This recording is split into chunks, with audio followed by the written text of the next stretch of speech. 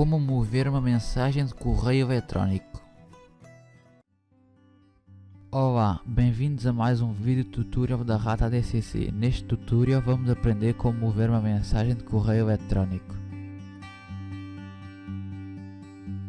Estamos com o Gmail aberto com a nossa sessão iniciada.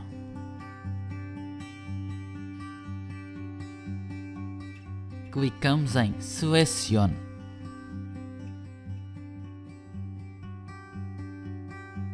De seguida, clicamos em Mover para. Podemos escolher qual é o marcador ou categoria para onde vamos enviar a mensagem.